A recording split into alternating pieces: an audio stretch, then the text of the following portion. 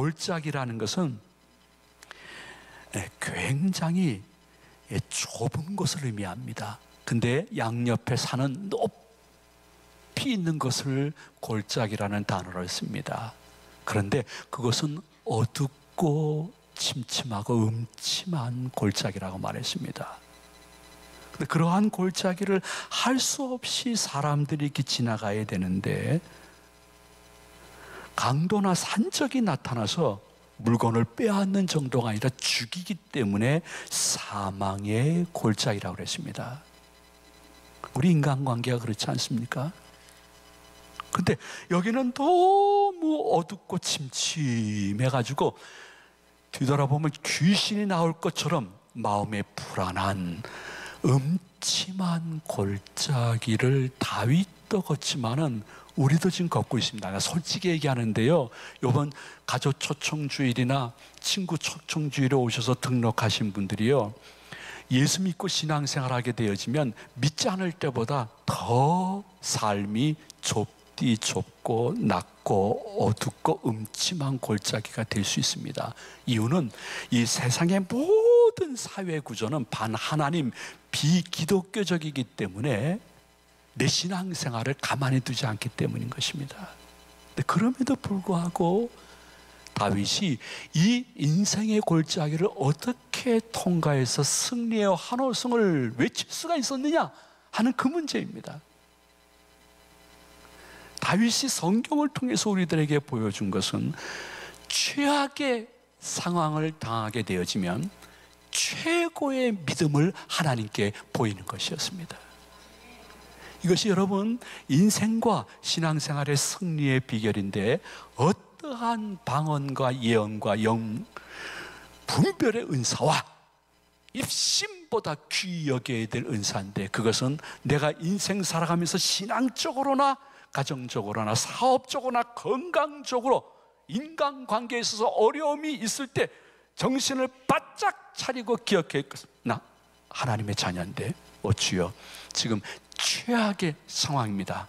그러면 제가 최고의 믿음으로 아버지 하나님께 보여드릴 때 이것을 보여드리겠습니다. 성령이 마음에 허락한 귀한 경건을 새롭게 최고의 믿음으로 보여주면서 그 골짜기를 통과하는 것이 다윗의 영성이요, 우리 제가족들의 영성이 되시기를 소망을 드립니다. 이 말을 다른 말로 표현한다면 최고의 믿음으로 최악의 현실을 지나갈 수 있다는 것입니다. 최고의 좋은 어떠한 경건으로 최악의 내 현실을 물리칠 수 있다는 것입니다. 그것은 여러분 한 사람 한 사람이 성령님이 무엇인지를 이 시간 알려줄 수 있고 얼마 후에도 알려줄 수 있는데, 다윗은 불행을 그냥 한두 번만 겪은 것이 아닙니다. 아주 어려서부터 겹불행이 많았습니다. 마음과 삶과 육신 속에. 그래가지고 다윗은 인생의 피고름이 마음과 삶 속에 냄새나는 사람이었습니다. 다윗이 기록한 시편 보게 되어지면 그는 공통적으로 쓰는 단어가 우리식으로 얘기하면 이런 것이었습니다. 아버지 하나님, 하나님 왜 가만히 계십니까? 왜 잠잠히 계십니까? 살아계신 겁니까?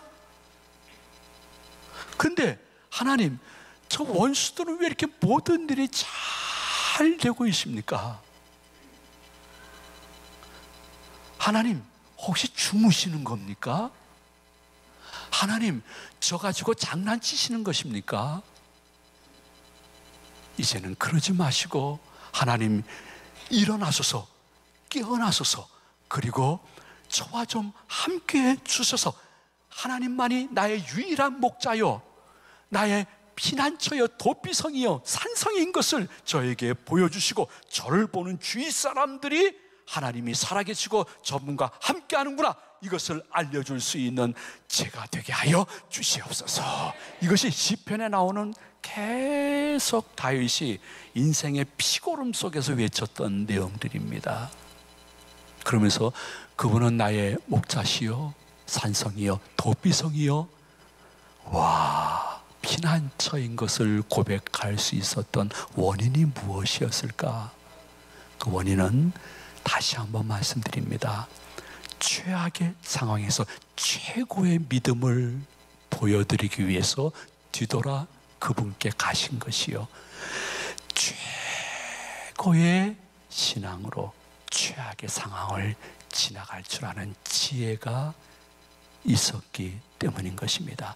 다른 말로 표현하면 나는 약하나 주님은 강하신 줄로 믿습니다. 나는 할 수 없으나 주님은 하실 수 있는 줄로 믿습니다. 나는 더 이상 갈 수 없으나 주님은 여리고 성을 무너뜨리고 나와 우리 가족이 갈 수 있는 길을 열어주실 줄로 믿습니다. 아버지 하나님을 향한 절대적인 신뢰와 기대, 그것만이 회복의 원천이었다는 것입니다. 혹시 여러분 가운데 내 자신이 생각보다 어려운 고통을 당하고 있습니까? 솔직히 말씀드리는데 아버지 하나님은 여러분들이 감당할 만한 시험만 주시지 감당치 못할 시험 주시는 분이 절대 아니십니다. 지금 어떠한 시험을 당하든지 감당할 만한 질과 양이기 때문에 시험을 주시는 것입니다. 그거 먼저 깨달으시기를 축복을 드립니다. 근데 솔직히 말씀드리면 여러분들이 맞이하는 시험을 내가 감당하기 힘들고 제가 지금 감당하고 있는 시험을 여러분들이 감당할 수가 없습니다. 다른 말로 표현하면 모든 하나님의 자녀들에게는 그 시험을 통해서 하나님께로 더 가까이 오는 모습을 보고 회복시켜 주시기를 원하는 연단이라고 표현해도 과언이 아닌 것입니다. 근데 그러한 연단 속에서 내가 굉장히 어려움 때문에 신앙생활이나 예배, 봉사나 혹은 기도, 내 입에서 찬양이 많이 사라졌고 주일 오전 예배 경건만 남았습니까? 그리고 굉장히 내가 공격적으로 바뀌거나 심히 자포자기로 바뀌고 있습니까? 교회를 그렇게 나왔는데 우리에게 나타나는 어려움 속에서의 내 자신의 모습은 거의 두 가지입니다. 심히 공격적인 사람으로 바뀌거나 심히 낙담해가지고 자포자기하거나. 왜 그럽니까? 최악의 상황에서 최고의 믿음을 보이면 하나님이 회복시켜준다는 것을 기대하지 않기 때문인 것입니다. 조금 좀 과하게 표현하면 교회를 다니지만 믿지 않기 때문입니다. 내가 좋은 믿음으로 아주 어려운 일을 통과할 수 있다는 사실을 믿지 않기 때문입니다. 기대하지 않기 때문입니다. 다윗이나 회복된 성도들의 영성을 보게 되면 공통점이 딱 하나인데 제일 어려울 때 진짜 기도하고 기대하고 기다리다가 기쁨과 기적을 경험하는 축복인 것입니다. 우리가 주목을 믿는다고 하는데 주목 혹은 권세 혹은 물질, 그것이 힘이라고 생각하는데 기독교인에게는 기도가 힘이라고 생각해야 어려움을 이겨낼 수가 있는 것입니다. 그렇다면 매주일 매일 교회 나와서 기도하라는 것이 아닙니다.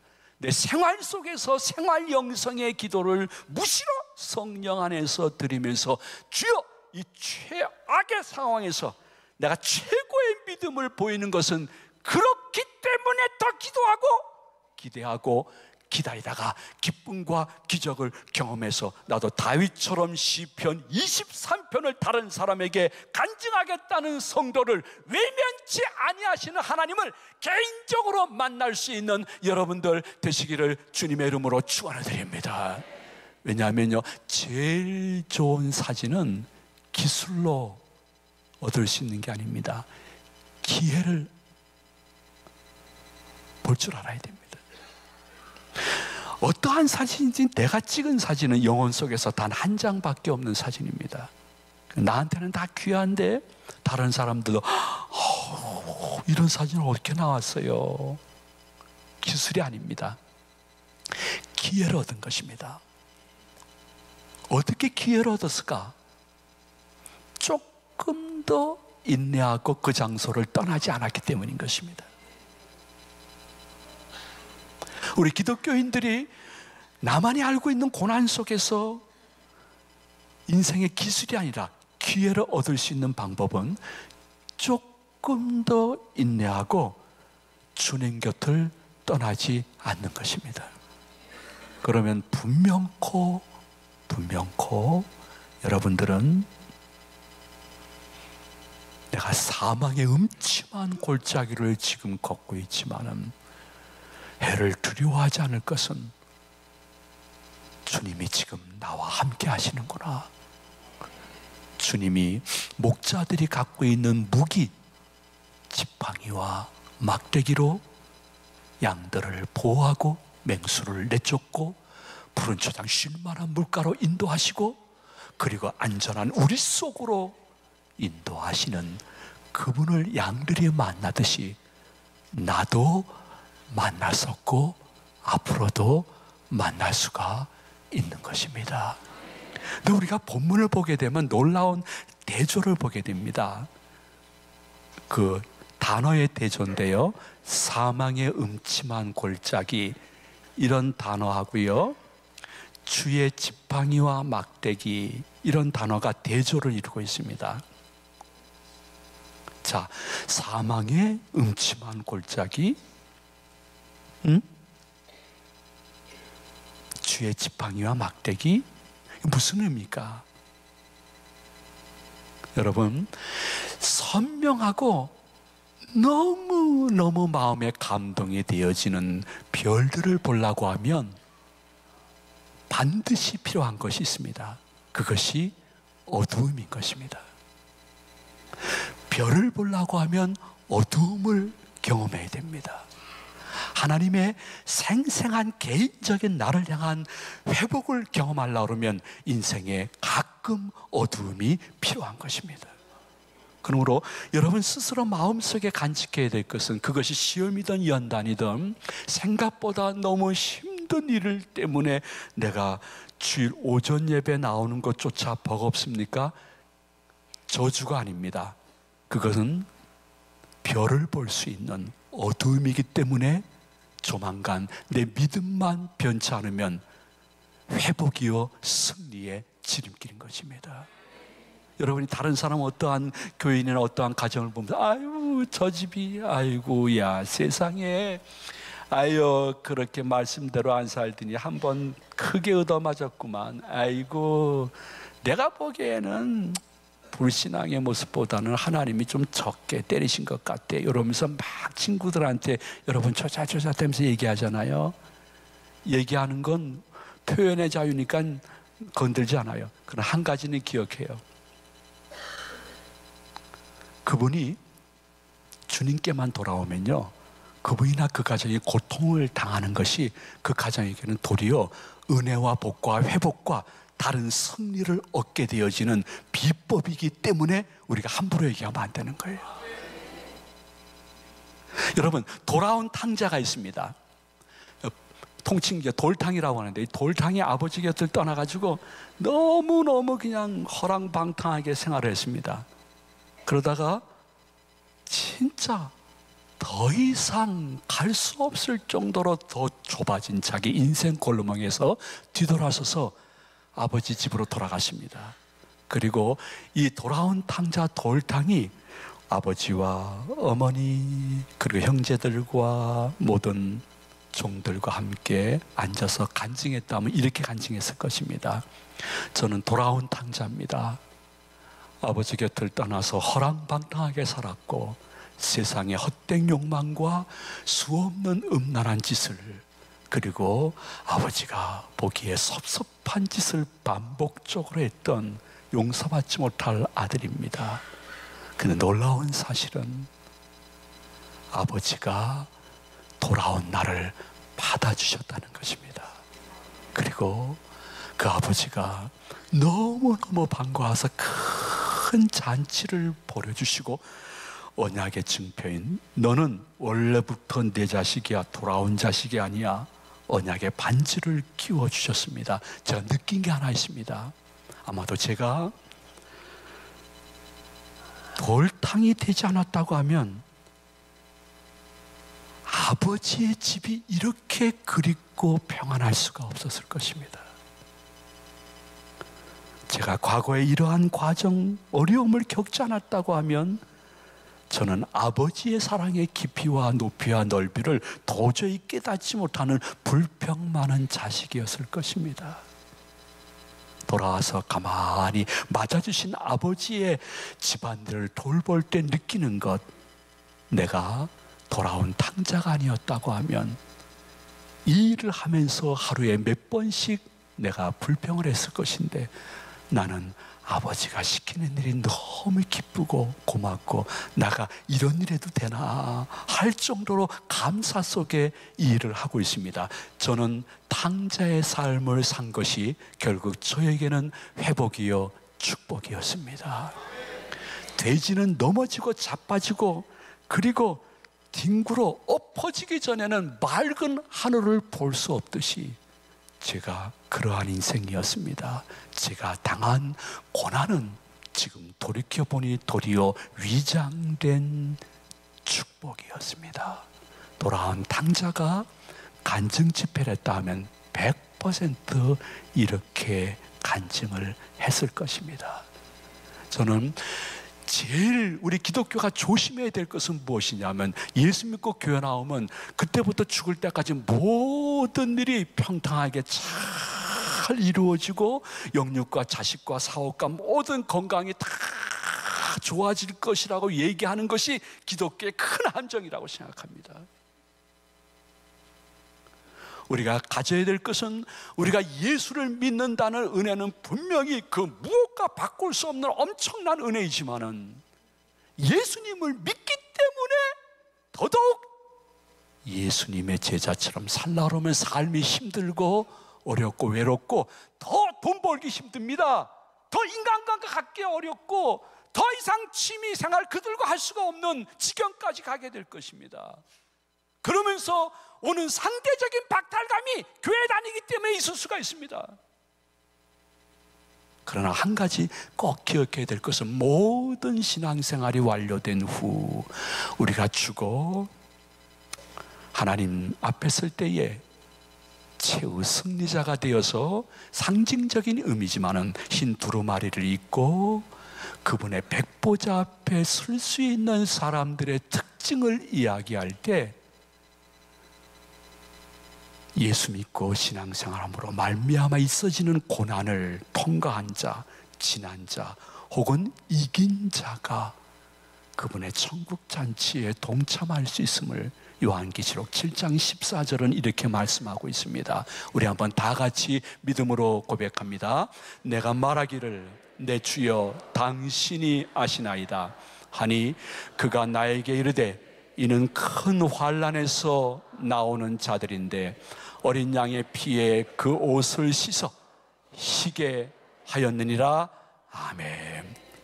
예수 믿고 신앙생활함으로 인생 살아갈 때에 큰 환난을 통과하고 지나오고 승리한 자가 천국에서 아버지 하나님과 천상 예배에 동참함을 분명히 고백하기 때문에 사도 바울은 도리어 그래요? 난 그러면 환난을 즐거워하겠습니다.